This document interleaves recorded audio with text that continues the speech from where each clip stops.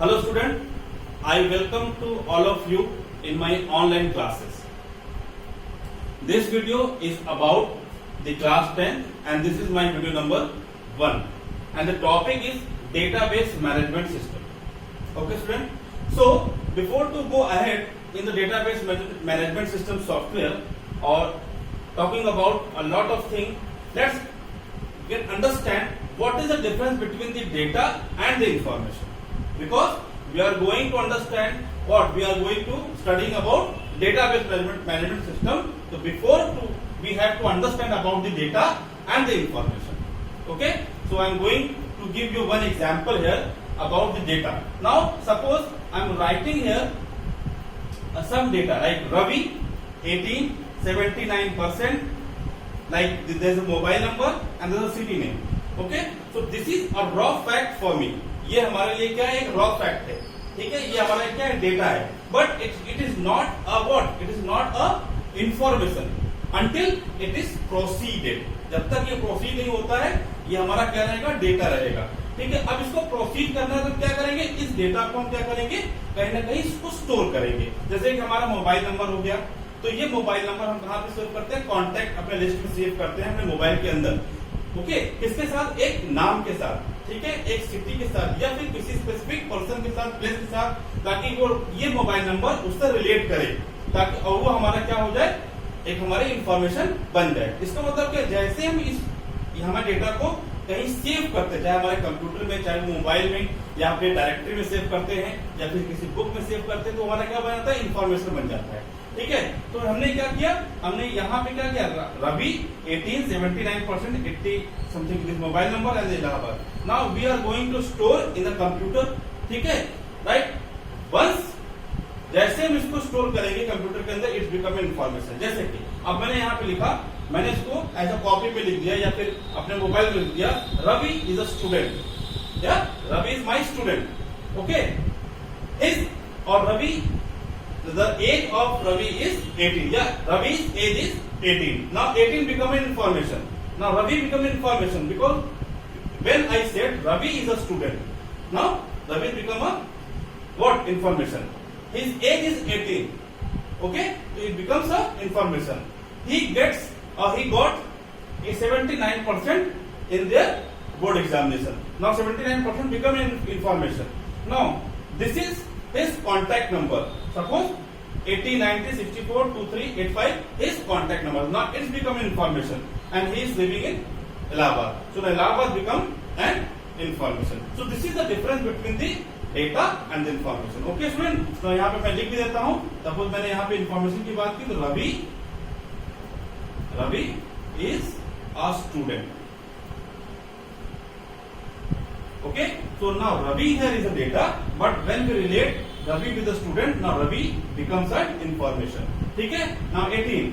Ravi's age is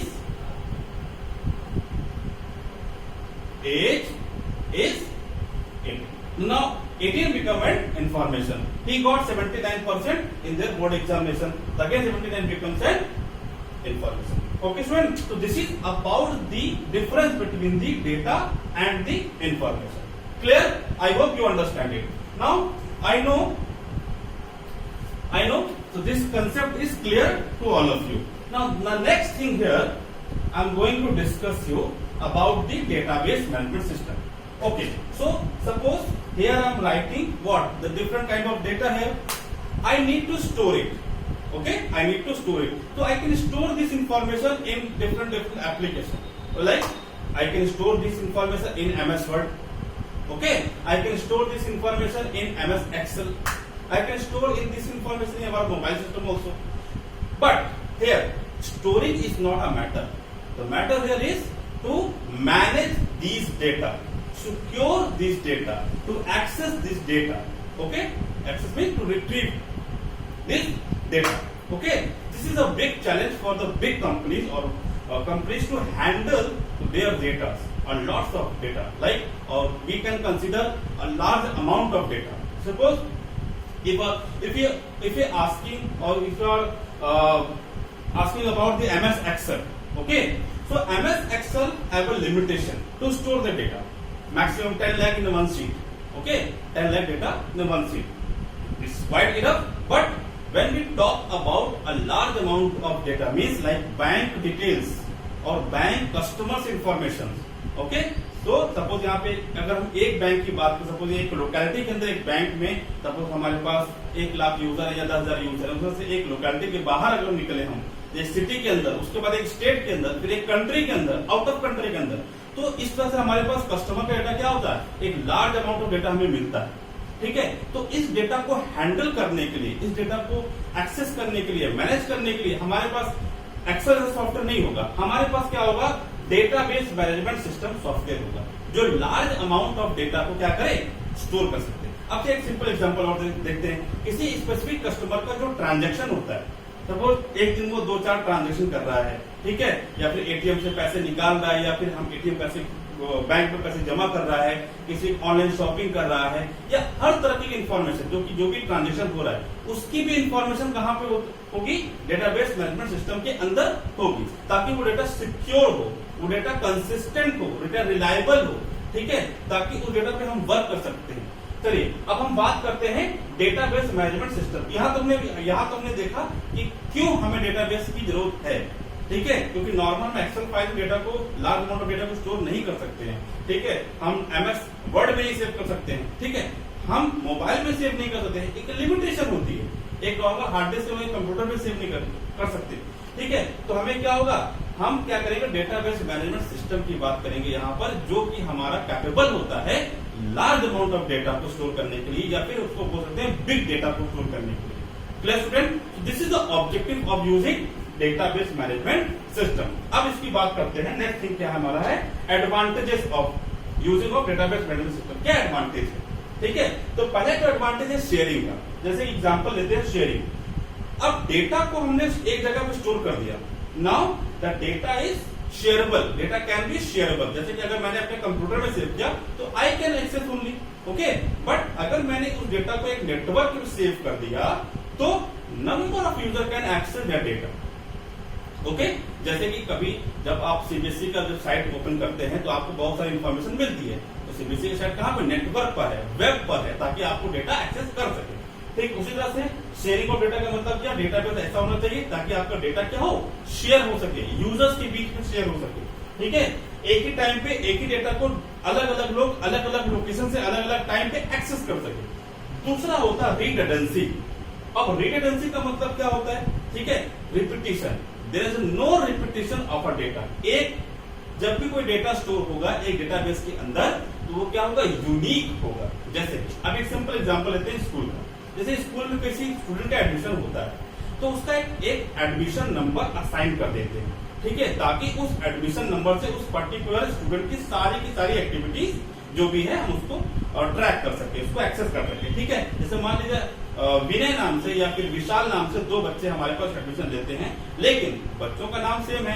ठीक है, हो सकता है उनको लोकेलिटी भी सेम हो, लेकिन उनके फादर्स के नेम अलग होंगे, हो सकता है डेट ऑफ बर्थ भी सेम हो सकती है, लेकिन जब हम उसको एनरोल करते हैं तो उसका एक एडमिशन नंबर जनरेट होता है, जो कि क्या होता है, यूनिक होता है। उस एडमिशन नंबर से हम 2 विशाल या 4 विशाल को हम एक्सेस कर सकते हैं डिफरेंटली। ठीक है, तो यहाँ पर रिडंडेंसी यानी डेटाबेस हमारा क्या करता है, रिपीटिशन ऑफ डेटा को रोकता है। ठीक है, नेक्स्ट हमारा होता है इनकंसिस्टेंसी।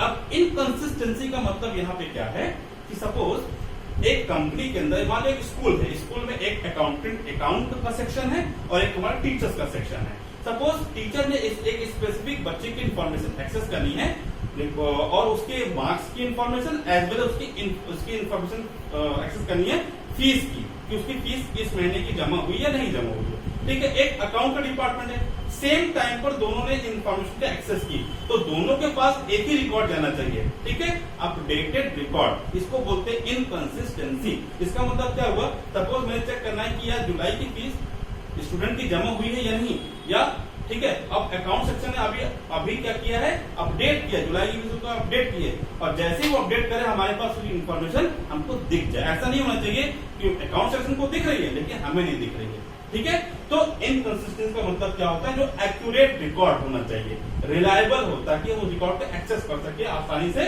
और उस पर भरोसा कर सके। नेक्स्ट हमारा होता है कॉन्फिडेंशियलिटी।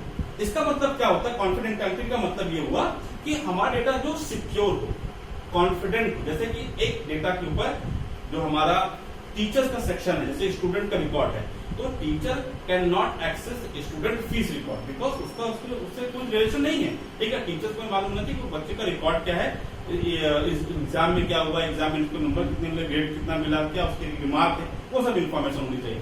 अकाउंट सेक्शन के पास क्या होना चाहिए, उनकी फीस का रिकॉर्ड होना चाहिए। ठीक है, दो अलग अलग यूजर्स के पास दो अलग अलग इन्फॉर्मेशन पहुंचनी चाहिए। ठीक है, तो यहाँ पे क्या डेटा सिक्योर होगा और टीचर्स के अलग हो जाएगा और अकाउंट सेक्शन के लिए अलग हो जाएगा। इसको बोलते हैं कॉन्फिडेंशियलिटी। अलग एक डेटा पे बहुत सारे व्यूज हो सकते हैं किसी भी यूजर्स के, ठीक है ना, तो वो यूजर्स के थ्रू और व्यूज के थ्रू क्या डेटा को क्या करते हैं, सेपरेट करते हैं ताकि डेटा की कॉन्फिडेंशियलिटी बनी रहे। नेक्स्ट हमारा होता है सिक्योरेबल। यस, सिक्योरेबल। अब डेटाबेस मैनेजमेंट सिस्टम क्या करता है, प्रोवाइड करता है सिक्योरिटी। ठीक है, it provide lot of security. Simple सी चीज है कि अगर डेटा हमारा वेब पर अवेलेबल है, नेटवर्क पे अवेलेबल है, इंटरनेट पे अवेलेबल है या शेयर किया जा रहा है, तो जाहिर सी बात है उसमें सिक्योरिटी भी होनी चाहिए। ऐसा नहीं होना चाहिए कि एक डेटा को कहीं किसी बाहर से उसको एक्सेस से मिल गया और उसने डेटा को चेंज कर दिया। तो होना क्या चाहिए, डेटा हमारा क्या हो, सिक्योर हो। ज्यादा सिक्योर होगा तो हम उसको ज्यादा अच्छे से वर्क कर सकते हैं, रिलायबल वर्क कर सकते हैं। ठीक है, तो student this is about the advantages of the database management system. तो आपने देखा कि डेटाबेस की जरूरत क्या है, डेटा क्या होता है, इन्फॉर्मेशन क्या होती है। अगर हम डेटा को स्टोर करना है तो लार्ज अमाउंट डेटा को स्टोर करना तो कहाँ पे स्टोर करेंगे। ठीक है, उसके लिए हमें हम डेटाबेस मैनेजमेंट सिस्टम की यूज करना पड़ेगा। क्यों करना है, ठीक है, क्या एडवांटेजेस है डेटाबेस मैनेजमेंट सिस्टम के, तो हमने डिस्कस किया डेटाबेस मैनेजमेंट सिस्टम के क्या क्या एडवांटेज है। पहला क्या, शेयरिंग, हम डेटा को शेयर कर सकते हैं। दूसरा क्या, रिडंडेंसी, डेटा की कोई रेपुटेशन नहीं होता है। ठीक है, हर एक डेटा यूनिक होगा। तीसरा क्या, इनकंसिस्टेंसी का मतलब क्या, डेटा हमारा रिलायबल होगा। ठीक है, अलग अलग यूजर्स के पास डेटा जा रहा है वो क्या कंसिस्टेंट हो, वो एक्यूरेट हो। ठीक है, जैसे कि हम रिजर्वेशन करते हैं, ठीक है, एक जर्नी की रिजर्वेशन करते हैं, मान लो हमको इलाहाबाद से दिल्ली जाना है और हमको पता करना है कि भाई हमारे पास क्या है, हमारे पास क्या होना चाहिए कि जो रिजर्वेशन की इंफॉर्मेशन हो, सीट अवेलेबिलिटी की जो इन्फॉर्मेशन हो वो क्या एक्यूरेट हो। ऐसा नहीं होना चाहिए मैंने एक्सेस किया तो हमको सीट अवेलेबल दिखा, दूसरे ने एक्सेस किया तो अवेलेबिलिटी नहीं दिखा रही, तो एक्यूरेट हमको डेटा मिले, दैट इज कॉल्ड इनकंसिस्टेंसी। अब दूसरा होता है कॉन्फिडेंशियलिटी। मतलब क्या, कॉन्फिडेंस का हमारा डेटा क्या कॉन्फिडेंस होता है, कॉन्फिडेंशियल होता है, मीन्स हम उसको क्या करते हैं, सिक्योर रखते हैं। ठीक है, अलग अलग यूजर का अपना अलग अलग डेटा, जैसे कि मैंने एग्जांपल दिया स्टूडेंट का, कि भाई स्टूडेंट का जो फीस का रिकॉर्ड है, जो उसके अकाउंट डिटेल्स है वो अकाउंटेंट के पास होनी चाहिए। ठीक है, अकाउंट सेक्शन होना चाहिए, और जो स्टूडेंट का एकेडमिक रिकॉर्ड है वही टीचर्स के पास होनी चाहिए। दो अलग अलग इन्फॉर्मेशन हम एक ही डेटा को दे सकते हैं, वो हमारा होता है कॉन्फिडेंट। अब होता है सिक्योरेबल। यस, डेटा हमारा सिक्योर होना चाहिए ताकि हम डेटा को एक्सेस कर सके। ठीक है, और बिना किसी के एक्सेस, अनवांटेड एक्सेस, जैसे कि मैं आउट ऑफ, जैसे कि मैं एक स्टूडेंट, एक स्कूल का डेटा है, तो if I am not the part of school तो I can not access that data. जाहिर सी बात है ना, एक कंपनी है, कंपनी के जितने एम्प्लॉयज हैं उन्हीं को ही एक्सेस कर सकते हैं उस डेटा को, अदरवाइज बाहर कोई एक्सेस नहीं कर सकता। इसको बोलते हैं क्या, सिक्योरेबल। तो इस तरह से हमने देखा about the database management system and their advantages. Okay student, I hope you understand. So in the next class we will discuss the another thing, like suppose what are the database available, okay, and about the RDBMS also, right, the difference between DBMS and RDBMS, right? तो इन दोनों में क्या difference है, जैसे DBMS के बारे में हमने पढ़ा, लेकिन आरडीबीएमएस क्या होता है। ठीक है, ये अलग से आरडीबीएमएस क्या है, उसके वो कैसे वर्क करता है, ठीक है, उसमें क्या क्या चीजें होती हैं, तो वो सब हम लोग क्या करेंगे नेक्स्ट क्लास जो आपका होगा, जो नेक्स्ट लेक्चर होगा उसमें हम देखेंगे, जो कि हमारा क्या होगा, वीडियो नंबर 2 होगा। ओके स्टूडेंट, तो आप क्या करें, आप अपने बुक में जो चैप्टर है उस चैप्टर को ओपन करें और उस चैप्टर में जो डेटाबेस के बारे में जो मैंने अभी पढ़ाया है, ठीक है, उसको आप एक बार वापस से देखें और उसके जो एक्सरसाइजेस हैं उसको आप लगाएं। ठीक है, तो I hope you understand about the database management concept. Okay, for next video we will discuss the next time, okay, in my video number 2. Thank you student for watching it.